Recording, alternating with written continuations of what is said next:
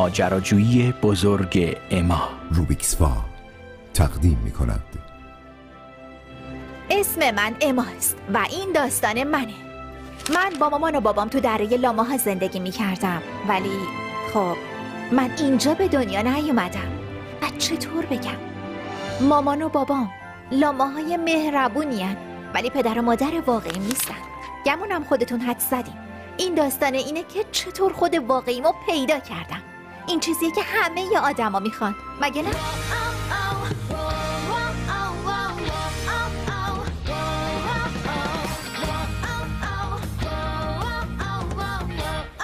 امروز تولدمه. همه ی دوستامو دعوت کردم. قراره مسابقه قلاب سنگ داشته باشیم. زود باش بیا دیگه. مواظب باش. نمیتونی منو بگی. حالا میبینی.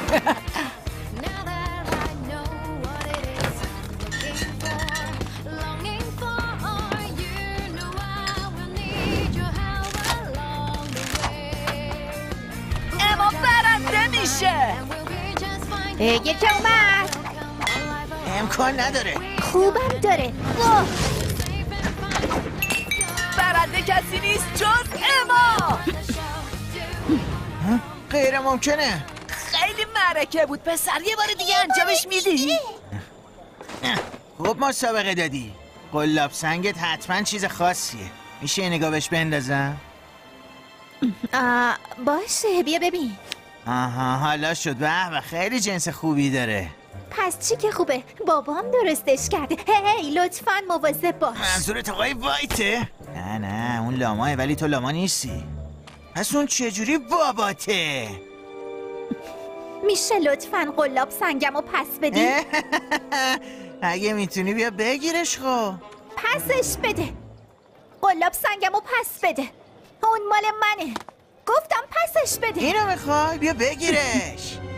هی اون مامانت نیست اونجا. سلام علیکم. اول شما. کجاست؟ کوشش. بیا بیا. ای وروجک، الان حسابتو میرسم. اول باید منو بگیری. بایسته میرم. فرار نکن. بپا. میخوای منتظرت بمونم؟ چه جذاب. اگه دستم بهت نرسه. مگه دستم بهت نرسه؟ نه اگه. اینجا نمیتونی فرار کنی. خودت خاصی. برگرد ببینم. دیگه کفریم کردی. الان بگیرم اتو. وای آخه حالش خوبه.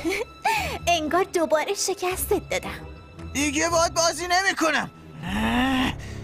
شما سه تا بهتره به حرفم گوش کنین. اون از ما نیست. اونی عجیب الخلقه کوچولوه. یه غریبه. لاماها کنار هم میمونه.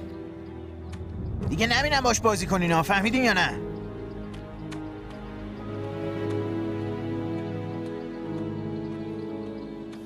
نگران اون نباشین بچه. بیاین بریم. مامانم منتظره.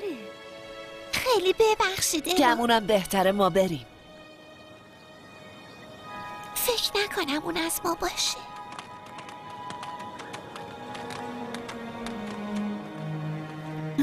باش. بدون اونام بهم خوش میگذره. آم علیکم. به نظر میاد یه مشکلی پیش اومده. آره؟ ببخشید شما کی باشید؟ اسم من دیمیتریه. من نباید با غریبه ها صحبت غریبه؟ کنم. نه اصلا قصد منظور خاصی نداشتم. فقط متوجه رفتار زشت اون دوستات شدم. همین. خب اونا میگن من شبیهشون نیستم. اونا هیچی سرشون نمیشه. تا الان روستا بیرون نرفتن. تو سرت میشه؟ من جهانگردم، مسافرم. همیشه از شهری به یه شهر دیگه میرم. آدمای دیگه رو دیدم که شبیه تو هم. واقعا؟ کجا؟ اما وقتشه برگردی خونه. اومدم مامان. ببخشید من باید برم. باشه بچه جون، اگه سوالی داشتی ازم بپرس. منتظرت میمونم تا شب همینجا. قول میدم پشیمون نمیشی.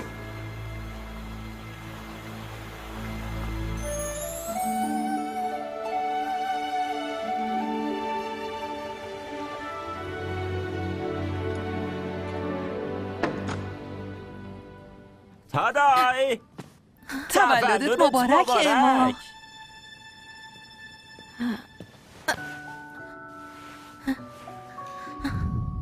و اینم بهترین کیک تولد تو تاریخ کیکای تولد.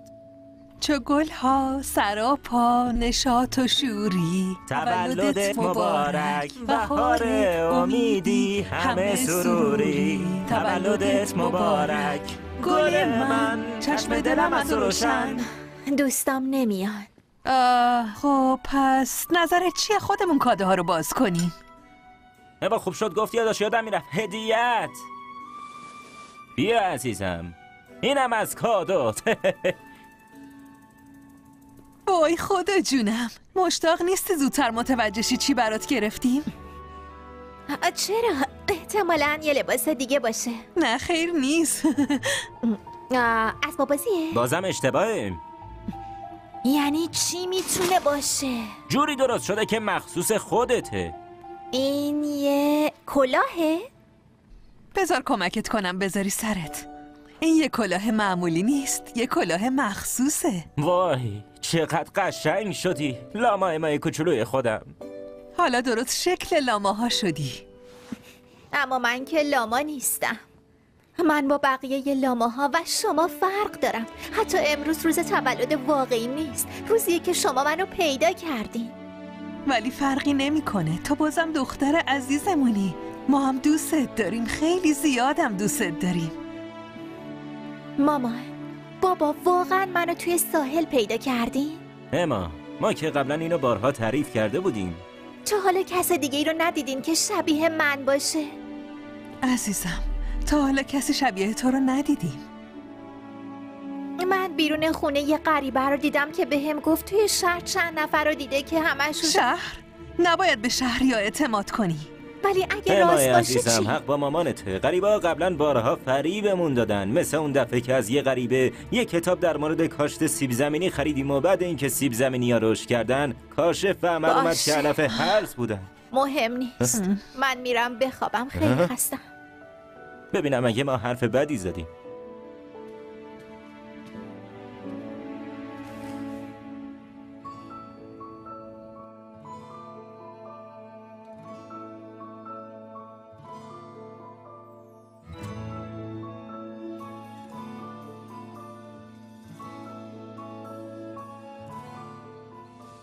منتظرت میمونم تا شب همینجا.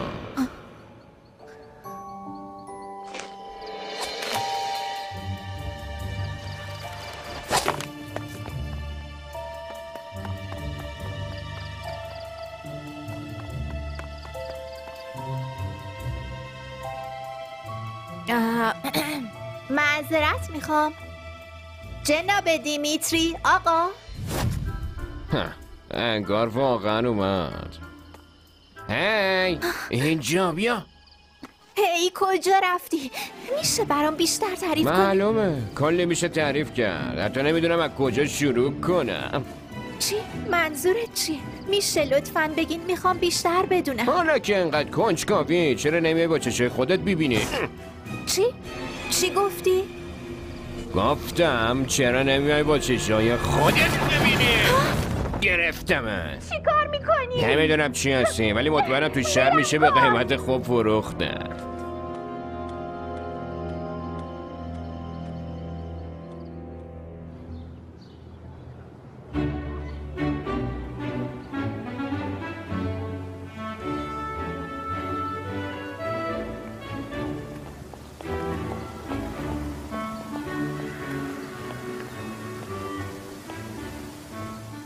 ایشون یه دانشمنده. بهتر خوب حواستون بهش باشه. آخه تنها چیزی که واسه دانشمندا مهمه اینه که ثابت کنن درباره یه چیزی حق با اوناست. واسه همین نمیتونن مثل افراد عادی باشن. اسم اون ادوارده. اینم سانچو. و تنها چیزی که تو دنیا براش مهمه پوله. شاید اگه یه مقدار پول بیشتری به هم بدین حملش راحت تر باشه. او سلام پروفسور. ایشون هم پروفسور چی شده امروز اومدین اینجا قربان؟ امروز روز خیلی مهمیه. حیف بود که بخوام از دستش بدم. تحسین شده ترین استاد آکادمیه و ادوارد اونو الگوی خودش میدونه. البته دقیقا نمیدونم چرا. قول میدم ناامیدتون نمی تو کنم. هیچ وقت ناامیدم نمی کنی ادوارد.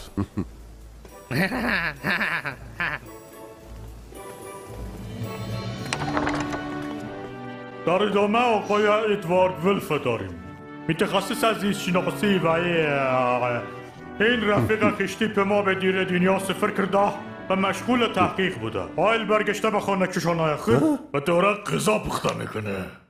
آره درسته. ببخشید ساشا، این از کجا آوردی؟ یه دستیار فوق‌العاده میدونی چجوری یه معرفی نامه فوق‌العاده بنویسه؟ قابلی نداشت رئیس جون. علاقه دارم که ساحل پیاده رو بکنه. کی مزخرفات نوشته؟ لطفاً تحقیقاتتون رو ارائه بدین. روز به خیر داوران عزیز. هممون در تاریخ و افسانه ها خوندیم که چه موجودات دیگه ای در این سرزمین کنار ما زندگی میکردن. بنده هم سالیان زیادی و صرف مطالعه و تحقیق در مورد این سوالات کردم که آیا اونا واقعا وجود داشتن؟ طبق تحقیقات من اونا این شکلی بودن.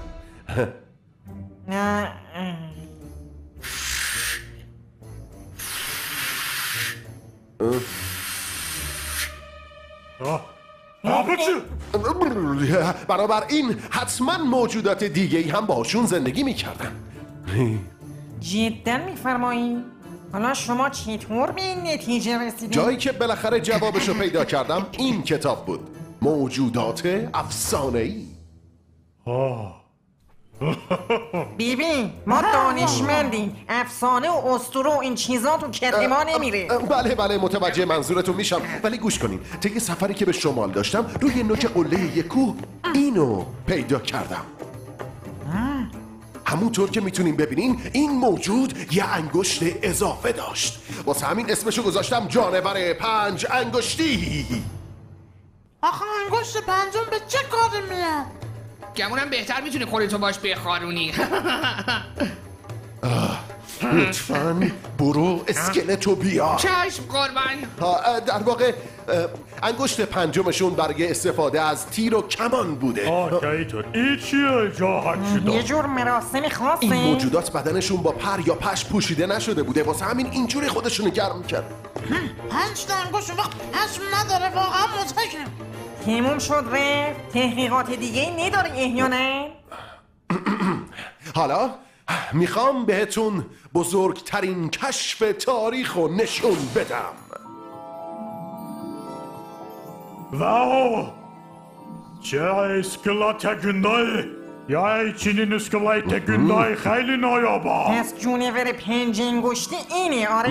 نه معذرت میخوام. جانور 5 انگشتی دقیقاً اینجاست.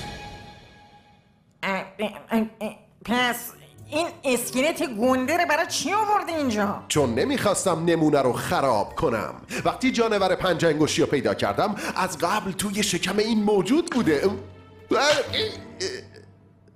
با نظر میاد الان دیگه به ازمهلال رفت. خب آره داره هضم میشه. آره درسته. چه گفته کرده هضم میشه؟ خب بفرمایید. کاملا هضم شد دیگه. آیچ گرفتار شد. وای نه.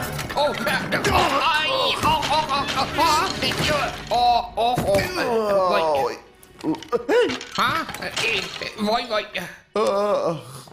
آقای ولف، صرفاً چون استاد محترم شما یعنی پروفسور نیکولای از ما خواسته بذاریم امروز صحبت کنید. این فرصت به شما دادیم تا به ما ثابت کنید یک گونه جدید کشف کردیم. چی منظورتون چیه؟ این کافی نیست؟ مدرکش دقیقاً همینجاست. بس دیگه به قدر کافی وقتمون هدر داد. نه باور کنین واقعیه، بهتون قول میدم. ما روزی 100 تا از این فسیلا از جای مختلف برامون میارن.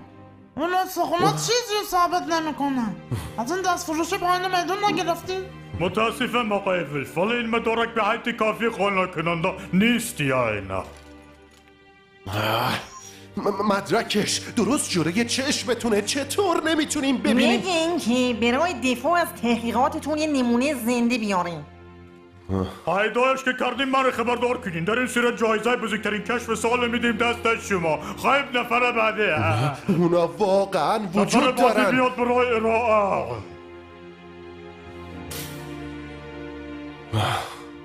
زود باش سانچو، بیا از اینجا بریم.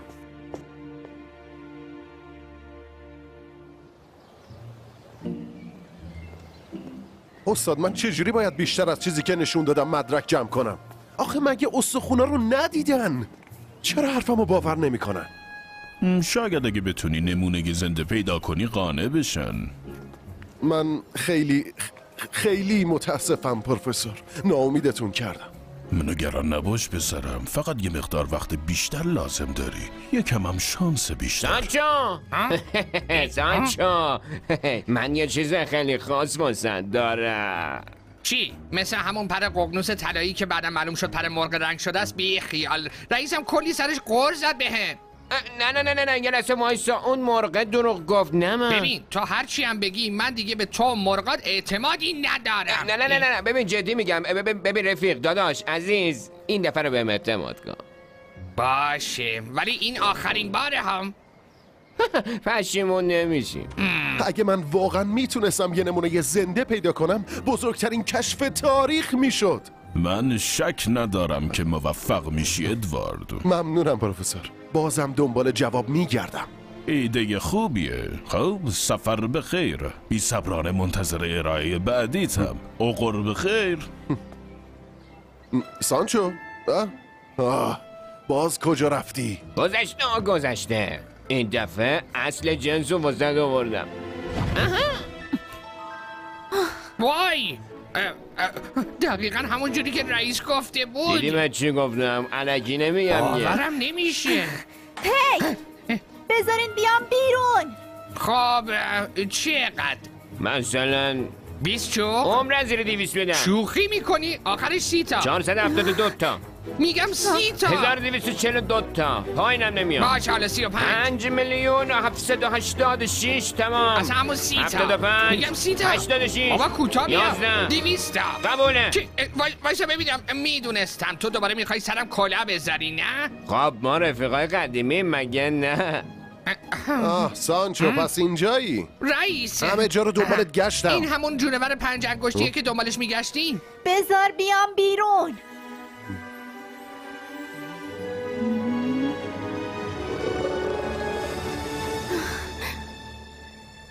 رئیس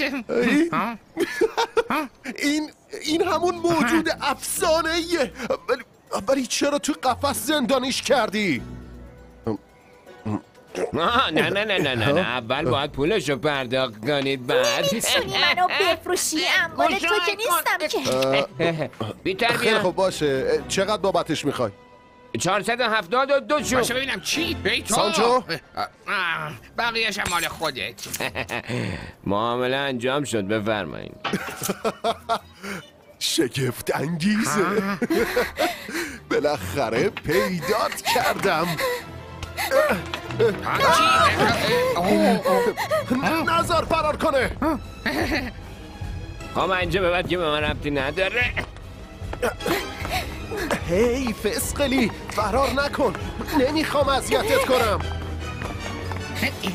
گیرت انداختم. سانچو زود باش بگیرش، نظر فرار کنه.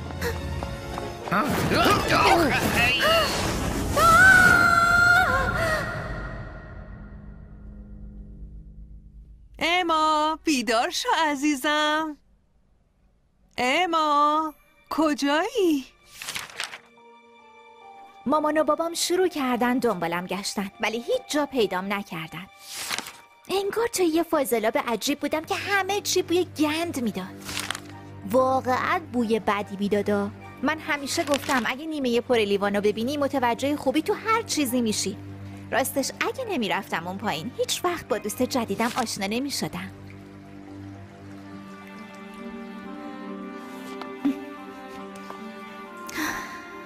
خیلی خوب. یه مزاحم. کی هستی؟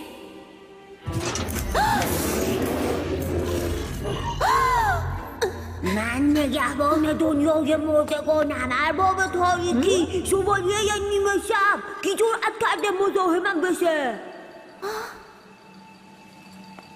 که جلو نیا دیگه، وگرنه لهت میکنم. نیا جلوتر نیا. جلوتر نه یا دیگه میزنم لرد میکنم. سلام. لکه پون شدم. نمیخواستم بترسونمه. سلام. به خوشگی لاک مثلا قرار بود من تو رو بترسونم. اسم من اماه.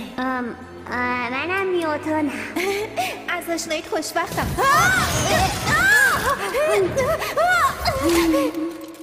شرمنده جدیدن اتصالاتش نامتصلی شده. وای فوق‌العاده است. اون در واقع من تا حالا همچین دستی ندیده بودم.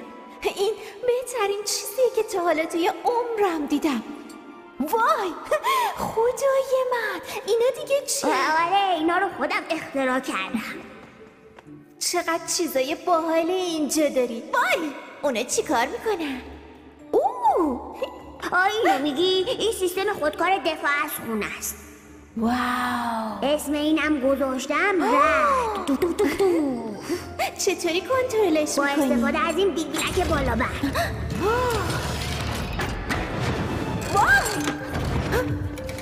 اگه کسی بخواد به زور وارد بشه جلوشو میگیره. از این طرف رئیس اونجاست. نیوتن باید از اینجا بریم. نه صبر کن، ما موجودات بدی نیستیم.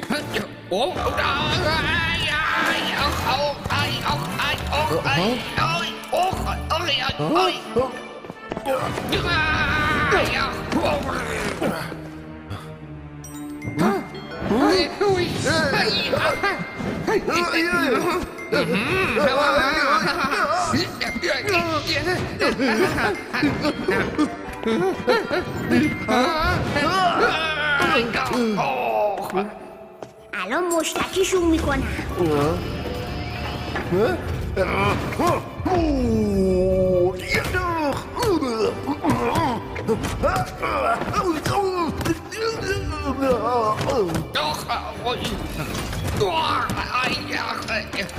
وای نه.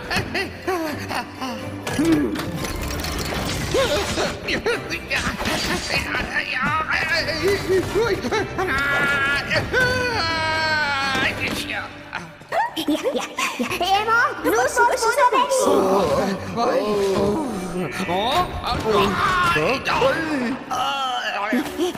دیدی چه سیستم دفاعی خفنی داشتم؟ واقعا باحال بود. حساب کن ببینم یه چیزی نیست. ای وای دستم کو دست کجایی؟ بذار اول اینجا رو بگردیم. دستم کجایی؟ پیداش کن دیگه. پیداش نمی کنم. دستم کجاست؟ کجا ممکنه باشه؟ دیدمت. دستت اونجاست. آخ مزاحم شدم. دستمو نخوره. عذر میخوام. میشه اون دسته رو بدین؟ نه دست خودتون نه. اون دسته که تو دهنتونه. نه نه دیگه مال خودمه. اما حالا چیکار کنی؟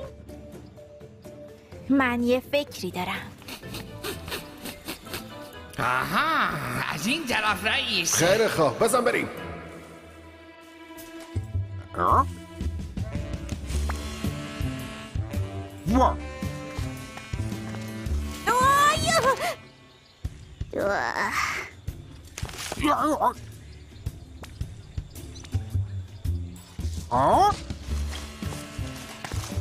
سلام عرض شد. عروس ننم میشی یا مثلا مادر بچه ها یا مادر بزرگ نمه هامو یا اصلا آبجی برادر خانومم شد. ای بابا ایوا خاک تو نوشه. پس حالا بال در آوردی؟ خب ببینم میتونی باشون پرواز کنی یا نه؟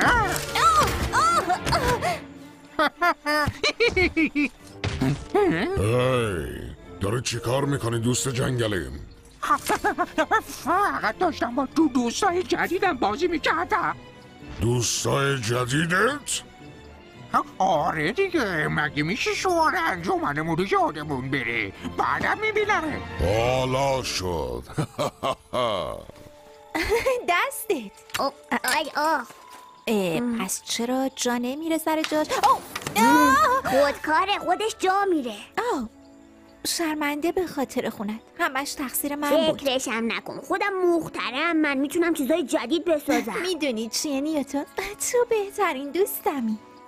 جان من. خب در واقع تو تنها دوستمی، ولی همین باعث میشه بهترین باشی. آخه دوستیتون خیلی زیباست. میدونین چیه؟ به نظرم شما دوتا خیلی به درد انجمن من میخورین. آقا خرسه، ببینین شما خیلی لطف دارین و ما هم ازتون ممنونیم که دعوتمون اجازه کردین، ولی بدین ما باید انجمن دوستان جنگلیمو بهتون معرفی کنم. ولی آقا ما باید یه بار یه نفر بهم گفت مهمتر از قدرت جسمانی قدرت دوستیه. واسه همین چی داره واسه خودش میگه؟ بیا بریم از اینجا. وقفه مراقبت از دوستام کردم. کجا داری میرین؟ کجا داریم بریم؟ لاکمم گوشه به حرفاتون. همونطور که داشتم میگفتم به خاطر همین انجمن دوستان جنگلی رو تأسیس کردم تا پیغام دوستی رو در سراسر این سرزمین پخش کنه. خب یعنی میخواین ما هم عضو شیم؟ احسنت. باشه، چرا که نه؟ عالیه. اصلا نگران نباشید، حواسم بهشون هست. بیا این دفعه دیگه کاری نکنیم که بترسه باشه. اینجا دو تا دوست دیگه واسه انجمن دوستیم. اونا دوستای ما نیستن. قشنگ داریم دوستی تو حس میکنیم. حتما خیلی درد داره. خب برای اینکه رسما عضو انجمن دوستان جنگلی بشین باید اول دست بدین. چی؟ با اونا عمرن؟ مگه دیوونه شدی؟ حرفشو گوش کن. باشه، فقط همین یه بار.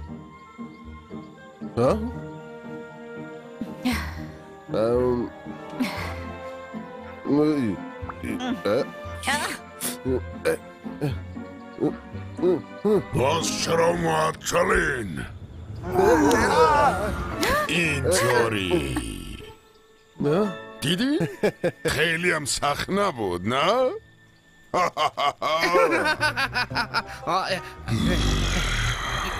زود باش، دستتو بده به من.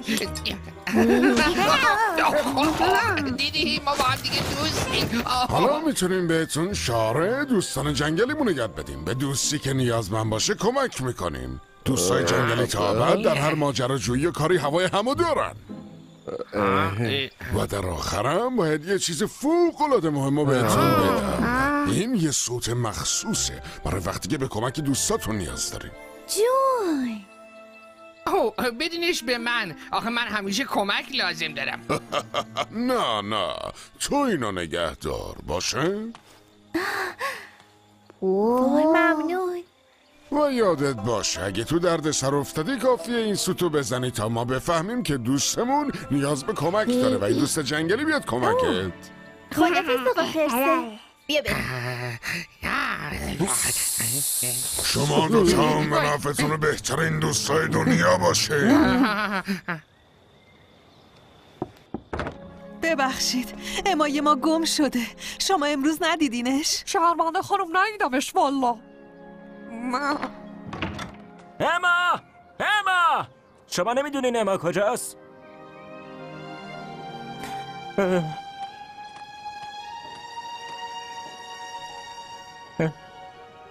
اما تا حالا بیشتر از چند ساعت تنها بیرون از خونه نمونده بود.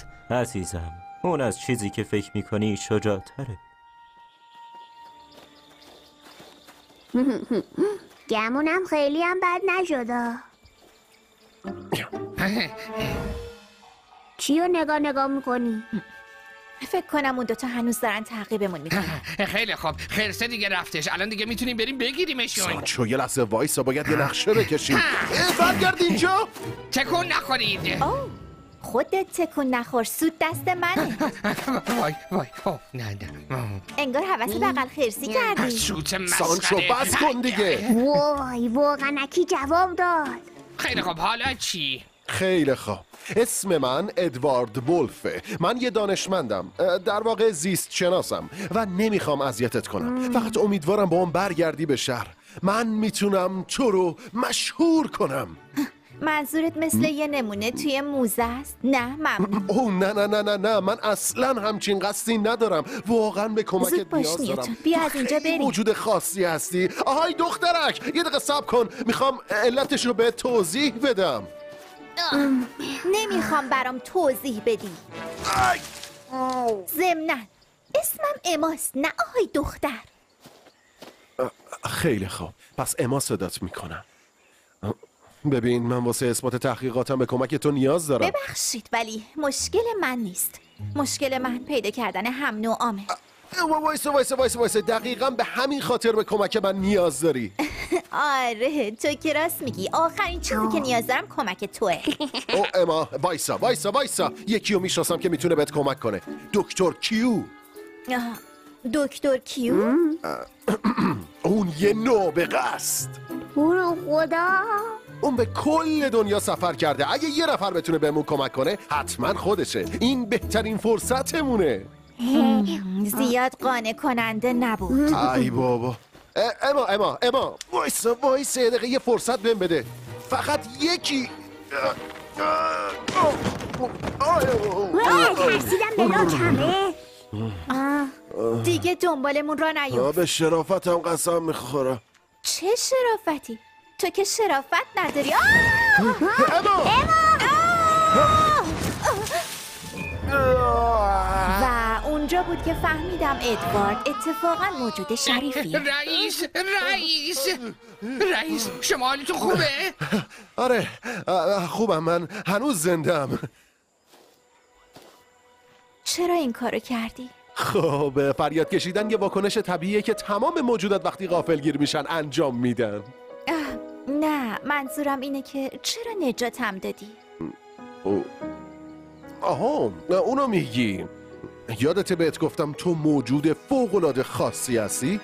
خب من دلم نمیخواد آسیبی ببینی، جدی میگم. اما شاید اون قدم بد نباشم. خواهش میکنم. خیلی خوب. این دکتر کیو رو کجا میشه پیداش کرد؟ هنوز مطمئن نبودم که میشه به این گرگ خوشتیپ با مدل موهای قشنگش و همراه ناقص العقلش اعتماد کرد یا نه، یا اینکه این دکتر کیو واقعا نابغه است. خیلی‌ها به خودشون لقب نابغه میدن و اکثرا هم نابغه نیستن، ولی نکنه اون واقعا یه نابغه باشه. اصلا چه سودی واسه ما داشت؟ ولی اسمش خیلی آشنا بود. یعنی کجا شنیده بودمش؟ از طرفی من و نیوتن جای دیگه‌ای واسه رفتن نداشتیم، ولی نمیخواستیم اونا از این مسئله با خبر بشن. خلاصه که آره باهاشون همسفر شدیم.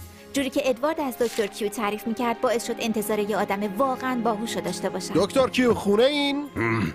نه اینکمو کجا گذاشتم؟ آهای کسی خونه نیست؟ تو کی هستی؟ ولو خدا روزی تو جای دیگه بده. منم دکتر ادواردم.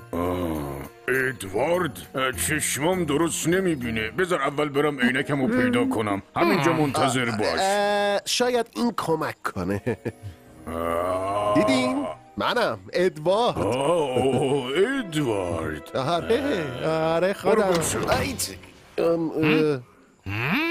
جریان چیه؟ مگه نگفتی باهاش دوستی؟ خب ایشون خیلی وقته که از آکادمی دور بودن. دکتر کیو زمین گرده. گفتم زمین آره گرده. حتی خدمتکارم اینو میدونن. بله البته. سب کن ببینم. چی؟ خدمتکارم؟ شما همون خدمتکارین که خواسته بودم درسته؟ درسته آره ما همون خدمتکارایی هستیم که خبر کرده بودیم. خیلی خوب عجله کنید. چرا انقدر دیر کردین شما کاروگرا؟ عصای قربان عصای.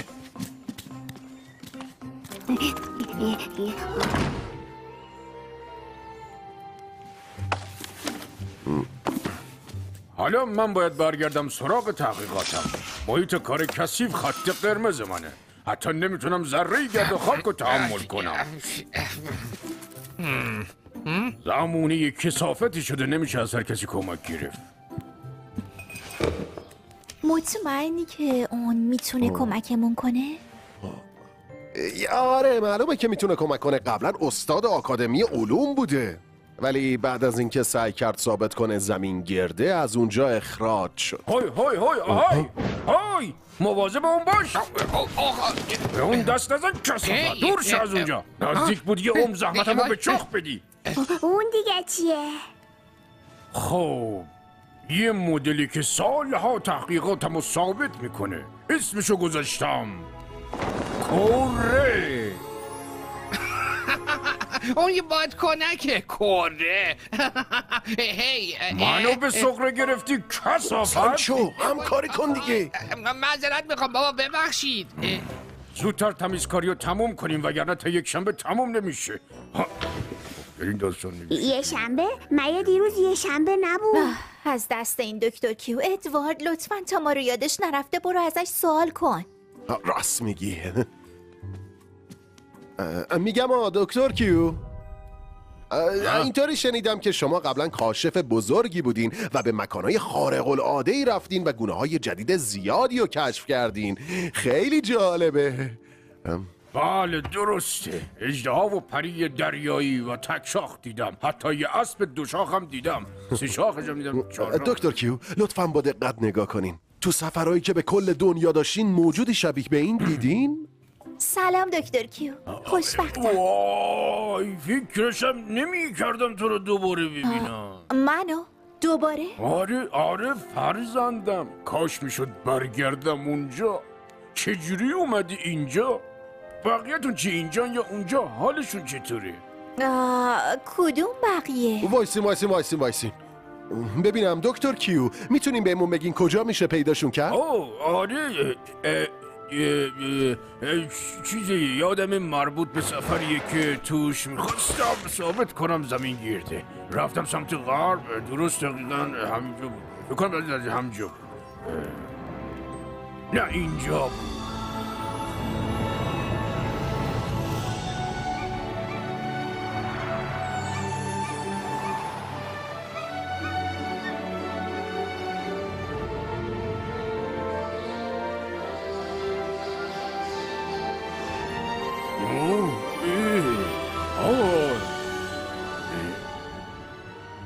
اینجا بود که داستان خیلی جالب شد. دکتر کیو واقعا جزیره آدم کوچولوها رو پیدا کرده بود، جایی که توش پر از آدمای اندازه من بود. ولی راستشو بخوای اونجایی که روی کره بهش اشاره کرد هیچی روش نبود. فقط میدونست جزیره یه جایی توی غرب اقیانوس قرار داره، پس ما هم باید میرفتیم اونجا. هیچ اطلاعات دیگه ای نداشتیم. اون بخش زیادی از خاطراتشو فراموش کرده بود و یه اتفاقی افتاده بود که باعث شده بود ذهنش به کل به هم بریزه. واقعا بد اخلاقش کرده. کثافت شما کی هستین؟ اصلا تو خونه ما چی کار میکنین؟ یادتون نمیاد ما خدمتکاریم دیگه. خدمتکارا که دیروز اینجا بودن.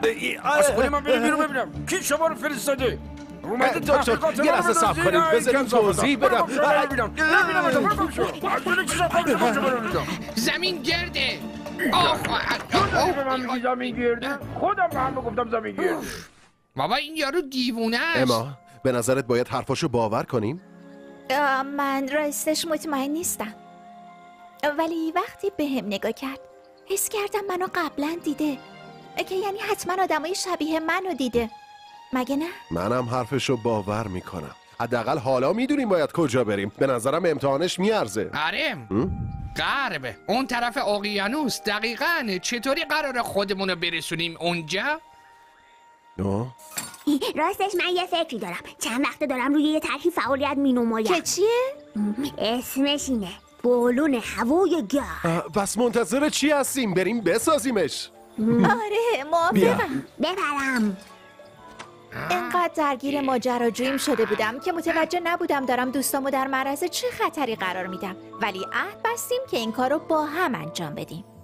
Never thought there would once come a day we'd go our separate ways, and there's a reason why I sparkle when you shine. We are two different kinds and we gotta find the light.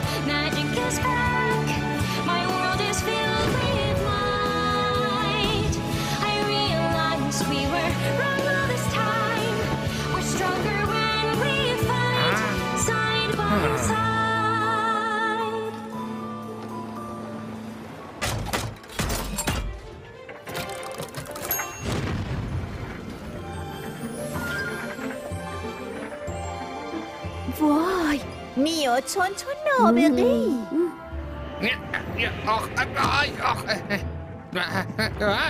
ببینم تو مطمئنی میتونی اینو برونی؟ شکت نباشه، فقط لم بدین و از منظره لذت ببرین. نمیدونستم پرواز کردن میتونه انقدر کیف بده. این بزرگترین ماجراجویی عمرمون میشه. میگم سانچو میشه یکم فرمونو تو بگیری؟ میخوام دوربینای جدیدم رو امتحان کنم. خب باشه. خیلی آقایی زود برمیگرد. به نظر که ساده میاد. آره.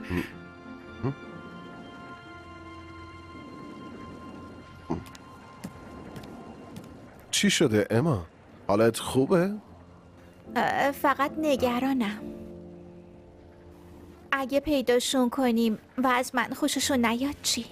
معلومه که ازت خوششون میاد. امیدوارم حق با تو باشه. مواجه شدن با چیزای ناشناخته آسون نیست. آره. ولی بهتر از گزینه دیگه است اینکه تمام عمرتو تو ندونستن سر کنی. کلی زیبایی تو ناشناخته های زندگی وجود داره که میشه کشفشون کرد. یه نگاهی به اطرافت بنداز اما. داریم پرواز میکنیم. سوار یه وسیله هوایی جدید بر فراز اقیانوس کشف نشده. این باور نکردنیه. حق با تو ادوارد. اما مطمئنم که اونا عاشقت میشن. اما بله؟ بیقلم روی ما خوش آمدی. تو با شجاعت از خطرات بیشماری گذر کردی. تو بسیار دلیری. ما از طرف تمام آدما به گرمی ازت استقبال می کنیم. رئیست کارش عالیه. ممنونم بهم روحیه دادی ادوارد. بهش نیاز داشتم. پرنده های گنده. آره اسم اون گونه مرغ دریایی بزرگه. اگه اشتباه نکنم الان دارم به سمت شرق مهاجرت میکنم. نه دارن صاف میان سمت ما. مسیرشون رو عوض نمیکنن. سانچو عجله کن فرمون رو بچرخون. زود باش وقت نداری. بچرخونش.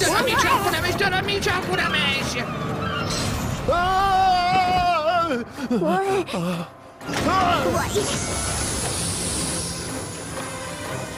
نیو جان چی شده؟ فشار هوا داره کم میشه. پرنده ها نوک زدن بالونو سوراخ کردن. احتمالا فقط یه پارگی کوچیکه. وای نه گفتم که فرمونو ندین دست من. وای حالا چی کار کنیم؟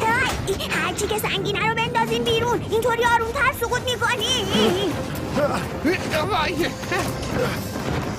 نیو چون هنوز داریم سقوط میکنیم. سرعتمون کم نشده.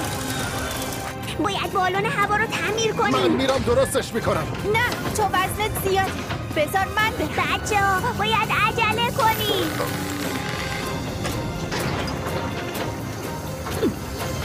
فقط 700 متر از زمین فاصله داریم. ارتفاعمون داره کم میشه. زود باش اما تو از پسش برمیای. تمرکز کن تو میتونی.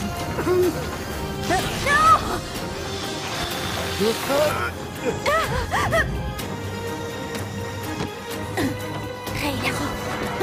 500 متر.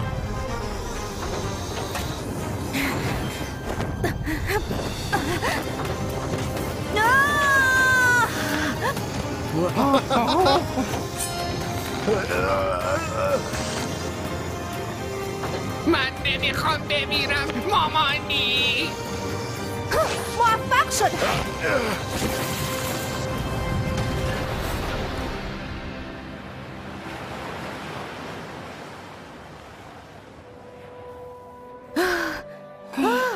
موفق شدیم. اون زنده است اما. منظورم نه که تو موفق شدی اما انجامش دادی. اینو میگی؟ کاری نکردم که. اون شجاعانه ترین کاری بود که تو کل عمرم دیدم.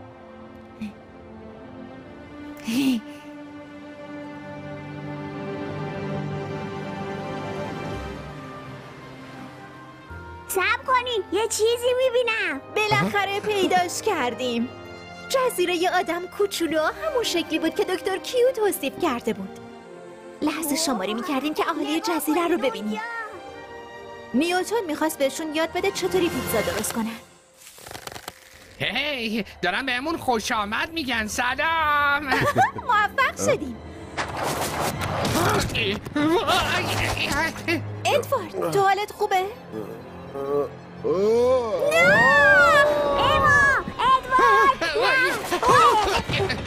سانچو باید نجاتشون بدی. نخیر عمرن. منظورت چیه؟ حالا نوبت درخشش منه. ای سانچو چی کار میکنی؟ وایسا.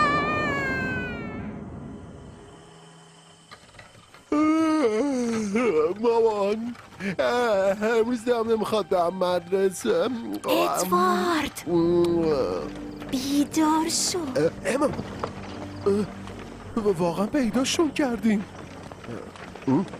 جریان چیه؟ تکون نخور. این چه مهمون نوازی آخه ولم کنین. تو مهمون نیستی. نکن غلکم میاد. من تسلیمم نبرک تسلیمم. واقعا سوء تفاهم اتفاق افتاده. من یکی از شماهام. راه دوباره. خیلی خوب باشه آروم باش.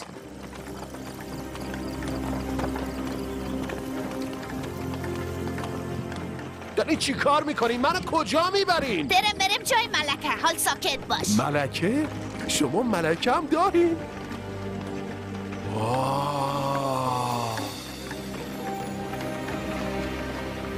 باور نکردنیه.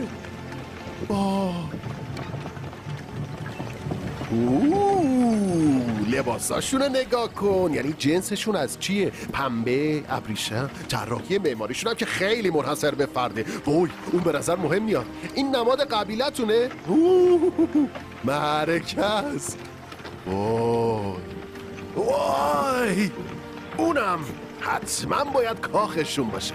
بالاخره میتونم تحقیقاتمو ثابت کنم. این بزرگترین کشف تاریخ میشه. قرار اسممون بره تو کتابای تاریخ.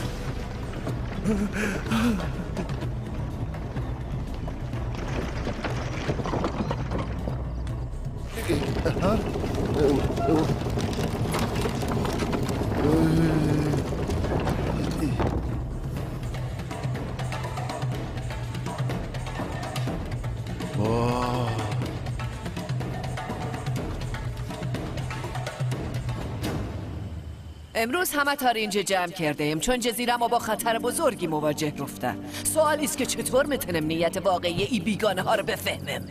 خطر؟ یه دقیقه وایسا، ما که خطرناک نیستیم. با تو حرف نمیزیم. های تو بگو قصد و نیت چیشیست؟ من؟ رو چشم اسم من ادوارده. من یه دانشمندم. دانشمند؟ ما نیت بدی نداریم. اسپری چی برخواسته میایده اینجا؟ به عنوان یه کاشف به ما کمک کردم تا شما رو پیدا کنه. آره داره راستشو میگه. ساکت باش، نوبتتون مره. زید باش حرف بزن. وگرنه چاره ای نداریم جزی که طبق قانون تو رو مجازات کنم. فهمیدی چیش گفتم؟ جان شگفت انگیزه. قانونم دارین؟ فقط جواب سوال این نشونه تمام عیار یه تمدن پیشرفته است. بگو بس که نمیفهمی قوانین کجا نوشتین؟ خیلی دوست دارم ببینمشون. حتی الفبا هم دارین؟ بس استگه نگهبانا. نه سب کنید. نه آخ نکن. اما های آزاد کنه یا خدا. ادوارد بس کن. معذرت میخوام، فکر کنم شروع خوبی نداشتیم.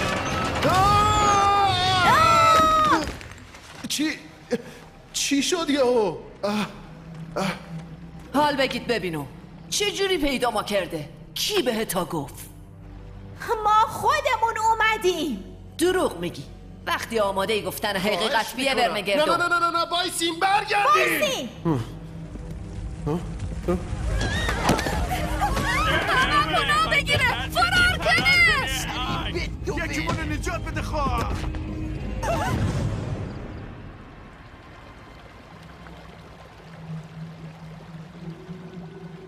چی؟ اون بالا چه خبر شده؟ آهای کسی اونجا نیست؟ سلام رئیس. پس اینجایین. اون پایین چی کار میکنی؟ سانچوه. نیوتن کجاست؟ همراته؟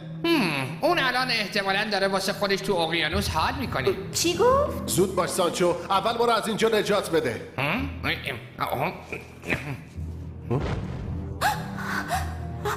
نه صبر کن. قرار بود سر و صدا نکنین. نه چی کار داری میکنی؟ آزادشون کن. ببینم شوخیت گرفته؟ ما اصلا واسه همین اومدیم اینجا. کلی طول کشید تا گرفتمشون. سانچو داری چی کار میکنی؟ نیکولای بهم گفت که یکیشونو برگردونم. چی؟ اگه تو انجام نقشم کمکم کنی کاری میکنم پول دار شی. نیکولای اون همچین کسی نیست. خب گمونم هست چون کلی پول بهم داد تا این کارو براش انجام بدم. بعداً میبینم رئیس سابق. سانچو برگرد ببینم. باورم نمیشه اون پشت این ماجرا بوده. همش تقصیر منه. نه اما تقصیر تو نیست. تقصیر نیکولای. همه چیز زیر سر اون بوده. سانچو هم همینطور. اگه اصرار نداشتم دنبال همراهی خودم بگردم هیچ کدوم از این اتفاقا نمیافتاد. اگه به حرف مامانم و بابام گوش داده بودم اونا فقط میخواستن جام امن باشه. میخواستن من توی خونه بمونم. نه همش تقصیر منه. تمام زندگیم سعی کردم خودم رو به آکادمی ثابت کنم، ولی میتونیم اوضاع رو درست کنیم. نجاتشون میدیم. نمیتونیم اجازه بدیم نیکولای و سانچو قصر در برن. حق با توه، ولی قبلش باید یه راه به بیرون از اینجا پیدا کنیم و کاری که شروع کردیم رو تموم کنیم.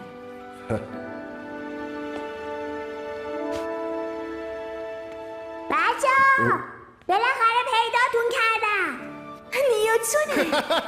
تو کجا بودی؟ اول بیاین بالا بعد میگم. نیوتن از اونجا خلاصمون کرد و ماجرای خودشو تعریف کرد. قضیه از این قرار بود: سانچو نیوتن رو از روی بالون انداخت توی اقیانوس، ولی اون راسوی خنگ یادش رفته بود که نیوتن لاک پشته و با افتادن توی آب مشکلی براش پیش نمیاد. گمونم حتی از آبتنی لذتم برده. منتها سر و صداش باعث جلب توجه 2 کوسه شد که میخواستن بخورنش. خوشبختانه دست مکانیکی نیوتن میتونه تبدیل به پروانه بشه و با استفاده ازش خیلی راحت تونست برگرده به جزیره. بعدش هم که ما رو پیدا کرد. تو این فاصله سانچو 3 از افراد مهم جزیره رو دزدید. آره، راسوی احمق ملکه و 2 از دوستای صمیمیشو انداخت توی یک کیسه و دزدیدشون. فکر میکنید ملکه بعد از اومدن ما عصبانی شده بود؟ صبر کنید تا فصل بعدی رو ببینید.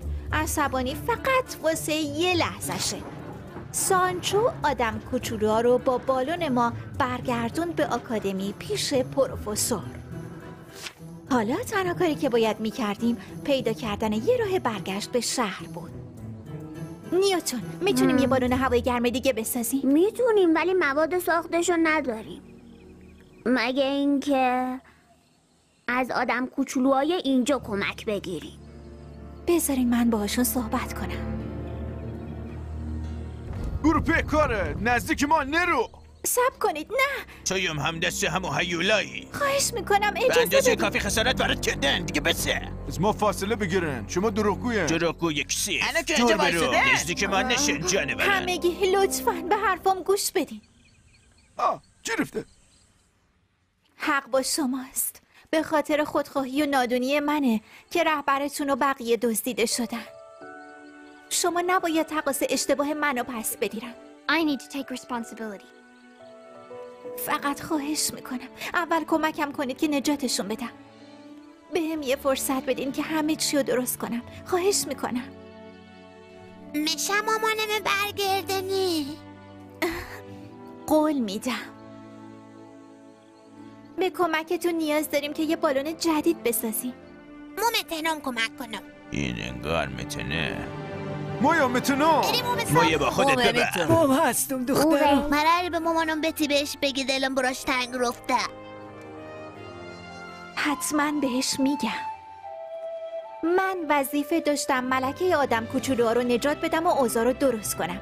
اونا سالها بدون اینکه کسی از وجودشون خبر داشته باشه توی اون جزیره زندگی میکردن. دکتر کیو اونجا رو کشف کرد، ولی یادش رفت به کسی اینو بگه.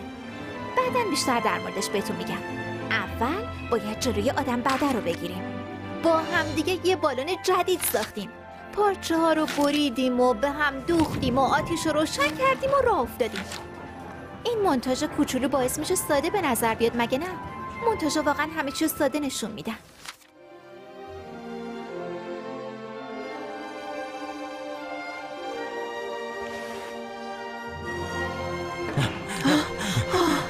عزیز همه اینجا رو ببین. کشفی جدید و بزرگ از پروفسور نیکولای. گونه جادویی آدم کوچولوها تو آکادمی سلطنتی. اما احتمالاً اونجاست. آره درسته، بریم دخترمون رو پیدا کنیم. ما یه نقشه کشیدیم. وظیفه ادوارد این بود که حواس آدم بده داستانو پرت کنه. خودتون میدونید کیه دیگه نه؟ مطمئنم این بزرگترین اکتشاف تمام عمرم میشه. همی الان آزاد ما کویرگه. آروم به جون بگیر عزیز.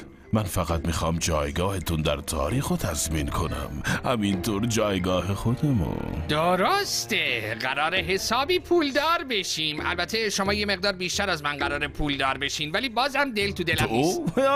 آره تو هم قطعا به چیزی که لایقش باشی میرسی. وای پروفسور، جمعیت رو ببینین، همه اومدن کشف جدید ما، یعنی کشف جدید شما رو ببینن. مشتاق یادگیری و مشتاق دانشن. شاید بتونم چند لحظه ای براشون وقت بذارم و برم یه سلامی به طرفدارای پروپا قرصم کنم. آره حواست به چیزای مهم باشه، من زود برمیگردم. ممنون از همگی که تشریف آوردین. به زودی از بزرگترین کشف این آکادمی رونمایی میکنم. نیکولای بزرگترین دانشمند تاریخه. خواهش میکنم خجالتم ندین، حمایت شما برام یه دنیا ارزش داره. کشف بزرگ نیکولای دزدیه. ادوارد؟ اونا چجوری اومدن اینجا؟ درسته، این چهره واقعی پروفسور نیکولای، هم دروغگوه هم دزد.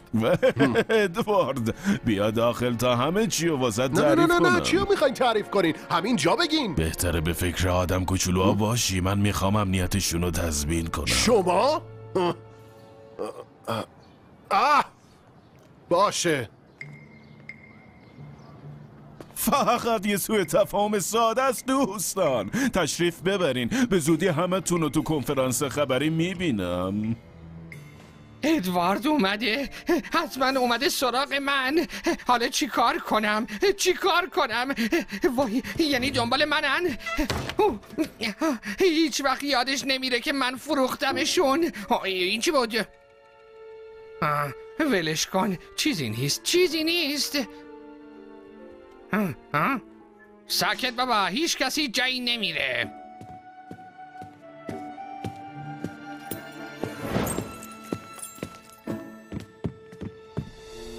آروم باش، میدونی ادوارد واقعا خوشحالم که برگشتی. اگه بر نمیگشتم خوشحالتر نمیشدین؟ این مهملات چیه؟ تو بهترین شاگرد منی. این کشف مال منه، منم که باید به آکادمی ارائهش کنم. معلومه که مال توه، فقط اگه من ارائهش بدم مزایا و سودهیش سر به فلک میکشه. فقط واسه شما مزایا داره. نه خیر، اصلا نگران نیستم. پروفسور نیکولای ردیفش میکنه.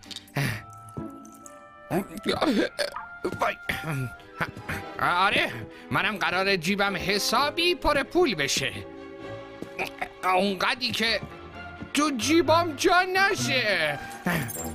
اونقدر پولدار میشم که اصلا ندونم باشون چی کار کنم. اصلا ببینم ثروت خیلی از علم بهتره. وای خیلی حالم خوبه.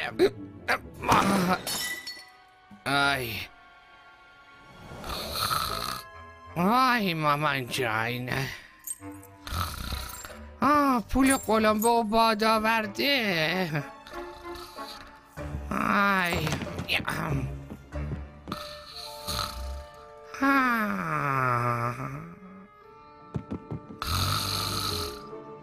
نمیذارم قصر در برین، مطمئن میشم حقیقت به گوش همه برسه. ادوارد کی میخوای بفهمی؟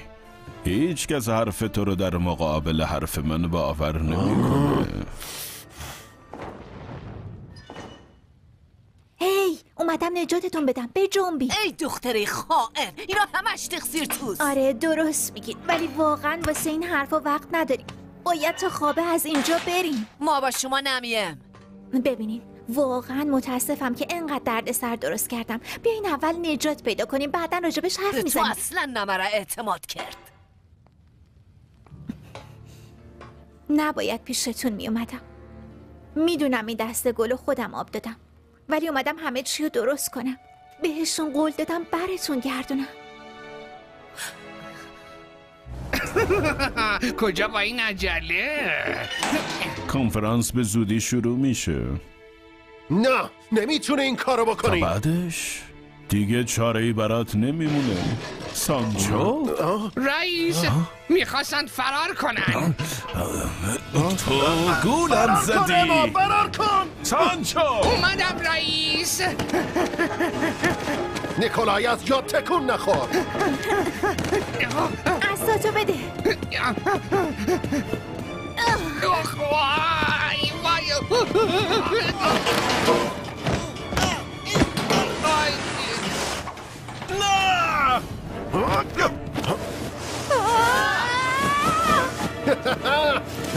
بدرود پروفسور، بابت درساتون ممنون. صبر کن، این کارو نکن.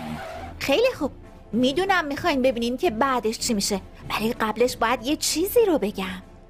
یه چیزی که وقتی تو قفس بودیم ملکه بهم گفت. کل داستان در مورد همینه. میدونین من واقعا یکی از اونام. من تو جزیره آدم کوچولوها به دنیا آمدم و حدوداً 2 سالم بود که دکتر کیوی کاشف جزیره ما رو پیدا کرد. ملکه از اونجا فراریش داد، همینم ازش انتظار میره. ولی من اون موقع بچه خیلی کنجکاوی بودم و وقتی هیچ کس حواسش نبود یواشکی سوار قایق دکتر کیو شدم. دکتر کیو تونست به سختی از نیزه های ملکه فرار کنه و منم توی همون قایقی بودم که باهاش برگشت. قایق وارد طوفان شد. رعد و برق و امواج بزرگ و خیلی خوب یادمه، ولی فقط همینو یادم میاد. دکتر کیو جون سالم به در برد. منم سر از یه ساحل در آوردم و 2 تا لاما پیدام کردن. دیدین تیکه های پازل چجوری جور شدن؟ خیلی خوبه. حالا برگردیم سراغ داستان خودمون. ببخشید کارگردان، اینجاست که باید میگفتم ادامه داستان؟ وایسا لعنتی. برگرد اینجا. ادوارد عجله کن، دارن بهمون میرسن. باید یه جوری گمشون کنم.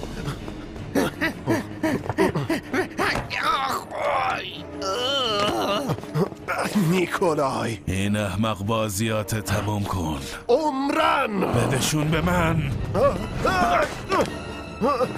ببخشید بذارین رشم.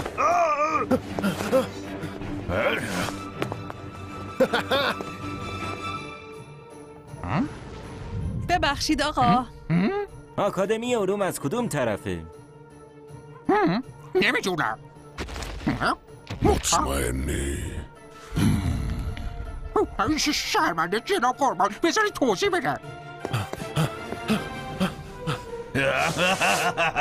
گیرت انداختم. شاید بتونی قایم شی ولی نمیتونی فرار کنی. اونا نمونه نیستن، مال تو هم نیستن. من بزرگترین دانشمند دنیام، نمیتونی جلومو بگیری. از قدیم گفتن هرچی بزرگتر باشی محکمتر زمین میخوری. کیسه رو بده وگرنه به پولم نمیرسم.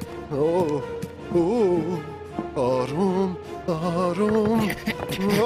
برگرد اینجا، چه حاضر باشی چه نباشی من دارم میام. آمده باش. واکنشت عالی بود اما. فرار نکن. مامان قانون دوستشو یادت نره. به عنوان یه شهروند وظیفه شناس وظیفه خیلی لطف کردین. حالا شد. ها؟ سر چی بود؟ آقا خرسه. تو برو کمکشون. بله قربان. آی بس کن بس کن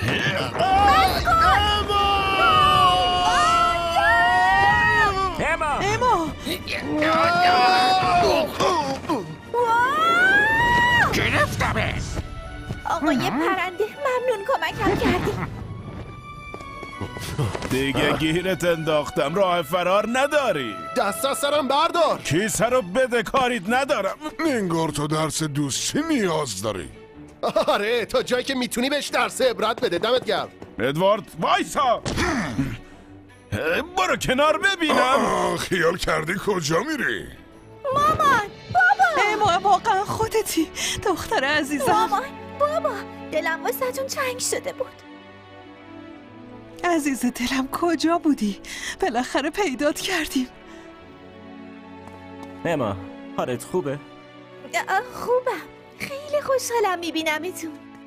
رئیس بذار کمکت کنم. دوستای جنگلی تا ابد. تو عضو انجمن مایی؟ از چی که هستم در هر ماجراجویی و کاری. نه تو رو یادمه قبلا همدیگه رو دیدیم، یعنی شعار انجمنه که بلدی ولی خودم یادش میدم تا صبح حفظش میکنه. آفرین به این میگن یه عضو خوب جون. اما اینا دیگه کیان؟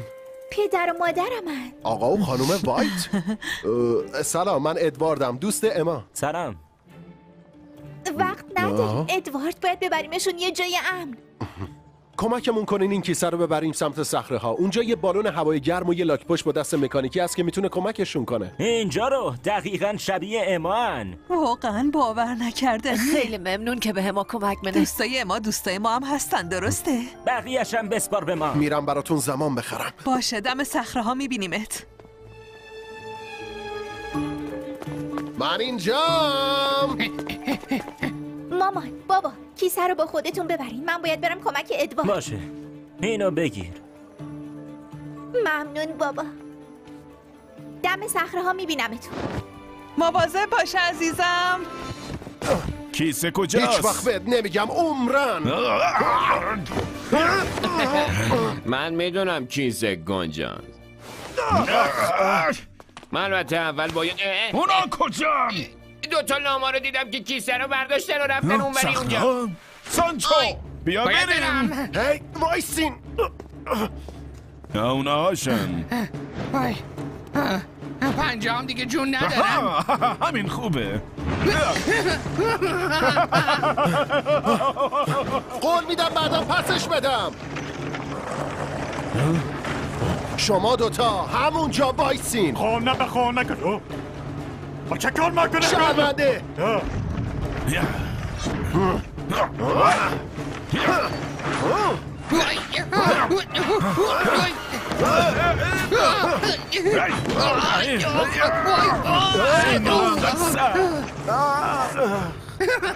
رئیس جون تصادف کرد.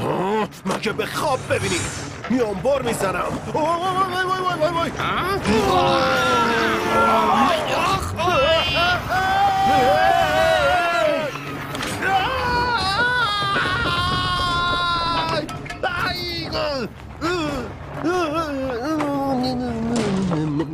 نمردم. خیلی خوب نیکولای خودت خواستی. نمیتونی از دستم فرار کنی. خیلی به خودت غره نشو. عزیزم مواظب باش. گفتم که نمیتونی فرار کنی.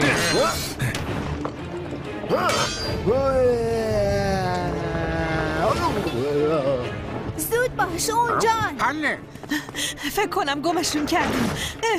اوه وای نه پسش بده. خیال کردن میتونین ندستم فرار کنین خوابشو ببینین.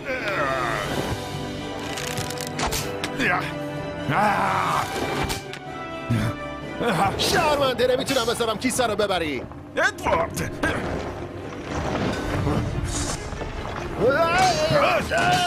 چی کار داری تو میکنی؟ به زور ازم گرفتیشون. قلم مال منن. ولش کن. مگه دستم بد نرسه. اولین نفر روی خودت آزمایش میکنم. دیگه کافیه. اما اینقدر بازی در اجازه نیار. نمیدم. نمیتونی جلومو بگیری پسره توس. نمیتونی ببریش. ادوارد مواظب باش.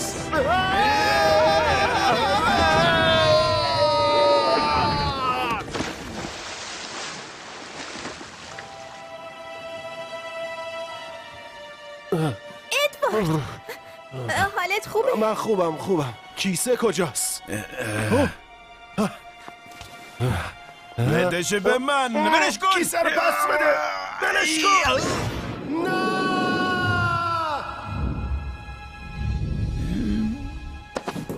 سیب زمینی. پس کجا رفتن؟ این غیر ممکنه. چی کارشون کردی؟ نقش بازی نکن. نمیتونی منو گول بزنی. بایستا ببینم. نترسین، نمیذاریم دستشون بهتون برسه. رئیس کیسه دست اون هست. ادوارد عجله کن. چرا اینقدر لفتش دادن؟ برگردین اینجا.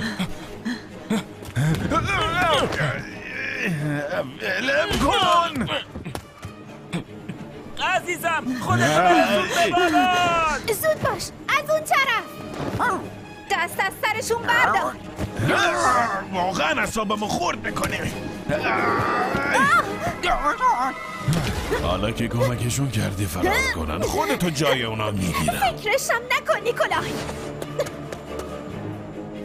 کیسه رو بده. دختر دست منه. اما به حرفش گوش نده، فقط برو. به هم پسشون بده. اما خانم وایت، اون با من.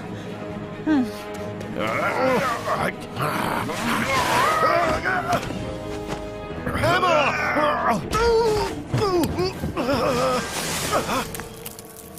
خیلی خوب، دیگه نمیتونی کاری واسه نجاتشون بکنی. اما خیال کردی میتونی منو شکست بدی؟ نه. ادواردو ولش کن. آدم کوچولو میخوای؟ خب من اینجا.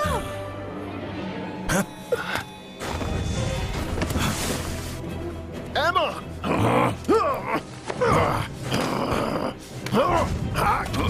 بازم برگشتی که شکست خوری.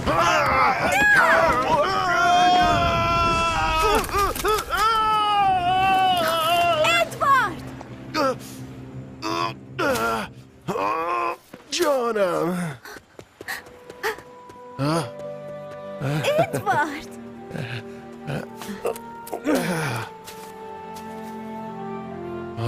رئیس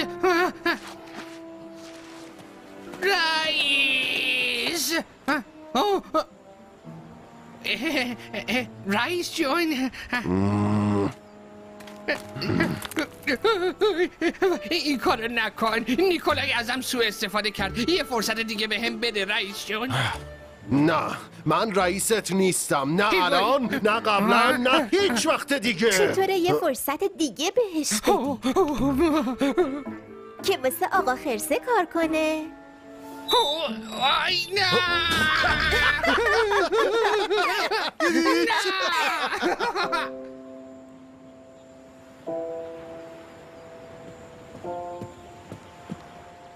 اما تو واقعا شجاعی و قهرمان مایی. فقط کاری که لازم بود و کردم. او مامان، بابا، قول میدم به محض اینکه بتونم برگردم. اما نگران ما نباش. مگه تو خوشحال باشی ما هم خوشحالیم. دلم براتون تنگ میشه. ما هم خیلی دلمون برات تنگ میشه. ولی تنهایی تو روستا خوشحال نبودی. من فکر میکنم شاید بتونی پیش دوستای جدیدت خوشحال باشی. مامان، بابا، خیلی متاسفم. عزیزم، تو همیشه دختر کوچوله ما میمونی. قلب ما برای توئه که میتپه. نگاش کن، انگار خیلی خوب بلدی از خودت محافظت کنی. حتی دوستاتم نجات دادی. خیلی بهت افتخار میکنه. وقت رفتنه. نگران نباشین، من مراقبشم. واقعا میخوای با همون بیای؟ آره، هنوز کلی چیز هست که میخوام راجبش تحقیق کنم. ولی اونا واقعا از شجاعتت ممنونم آقا ادوارد. حال میخوایم از طرف مردم ما دعوتت کنم تشریف بیاره به جزیره ما. این عالیه، ممنون. خیلی خوب بچه بشینین که نینجاتون دست به فرمونه. توی آسمون کنار بالون خداحافظ ماما، خداحافظ بابا. وقتی باد میوزه لابه ابرها از سرخوشی میخندن پرنده ها.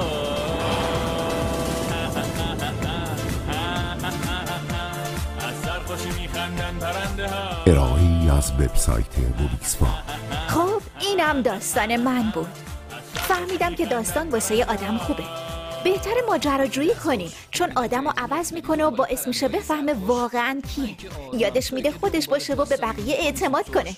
خداحافظ همگی، به زودی میبینمتون.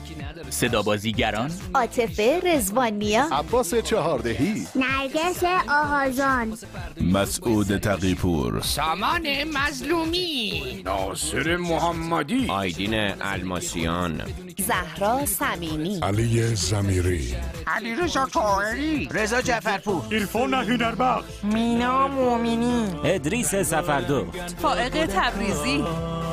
وقتی باد میوزه لابه ابرها از سرخوشی میخندن پرنده ها.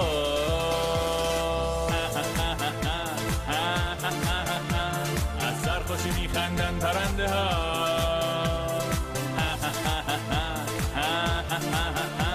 از سرخوشی میخندن پرنده ها.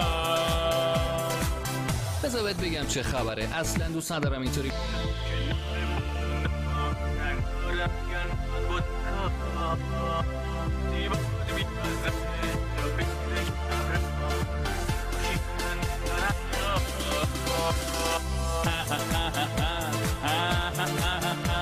از سرخوشی میخندن پرنده ها.